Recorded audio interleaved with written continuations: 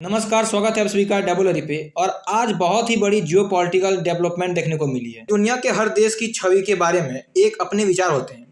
दुनिया के अधिकतर देश या तो ताकत के बारे में या किसी और चीज के बारे में जो है वो दुनिया भर में मशहूर होते हैं। लेकिन अगर आप ये बात एक औसत भारतीयों से पूछो, इवन आपको भी मन में यही चलता होगा। अगर मैं आपसे पूछूं कि आप भारत को किस तरह के देश के रूप में देखना चाहोगे, लगभग सभी जनताओं का, सभी भारतीयों का एक ही उत्तर आएगा, विश्व गुरु की ओर। भारत जैसे विश्व गुरु पहले था, फिर विश्व गुरु बने और फिर दुनिया को एक नई दिशा दिखाने का अपने आप अंदर जो है वो सामर्थ्य रखे।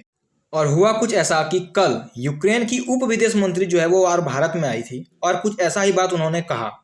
अब दरअसल हम कभी कभी ऐसा भी सोच लेते हैं कि इस तरह का विश्व गुरु का बात कभी इजराइल या रूस भी भारत के बारे में कर दिया करे, लेकिन ऐसा कभी सुनने को मिला नहीं है। लेकिन कल यूक्रेन की उप विदेश मंत्री जो है वो भारत में आई और उन्होंने बोला, भारत एक विश्व गुरु है क्योंकि भारत के ऊपर जितने बार विदेशी हमले हुए हैं और फिर भारत जो है वो उठ खड़ा हुआ है और इतनी तेजी से विकास कर रहा है कि आज दुनिया की 5वीं सबसे बड़ी अर्थव्यवस्था बन गया है और जल्दी ही चौथी अर्थव्यवस्था बनने की ओर अग्रसर है। लेकिन आपको याद होगा कि कुछ दिन पहले यूक्रेन की ही विदेश मंत्री, हालांकि ये लेडी उस समय नहीं थी, ये उप विदेश मंत्री है और मैं बात कर रहा हूँ सिर्फ विदेश मंत्री की।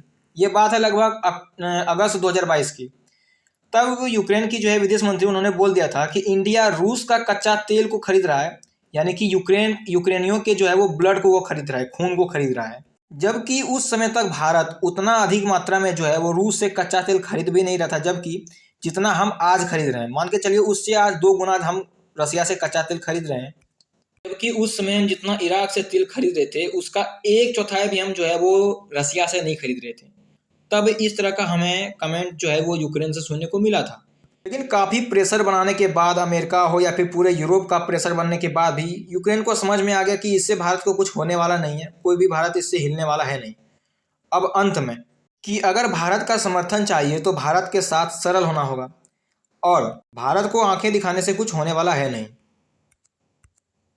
और अब इतने लंबे समय के बाद, हालांकि इनका अब आँख खुला है, यूक्रेन की सरकार, मीडिया, वहाँ के यूथ, सभी एक चीज़ अब आसानी से समझ चुके हैं कि अगर इनको एक टेबल पर बैठनी है रसिया के साथ तो इनको भारत का समर्थन होना बहुत जरूरी है। और भारत इनके साथ ऐसा आएगा नहीं, क्योंकि भारत और यूक्रेन का कभी बहुत पुराना बना भी नहीं है, ठीक है। और आज ये चलते हैं हमें हमारे पूर्व इतिहास को दिखाने के लिए, विश्व गुरु की ओर बात बताने के लिए। तो इनके पास ये चीज़ बहुत आसानी से समझ चुका है ये लोग।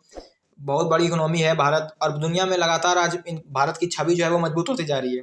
तो ये देश जो है यूक्रेन, वो चाहेगा नहीं कि भारत के साथ कुछ खराब रिश्ता बने।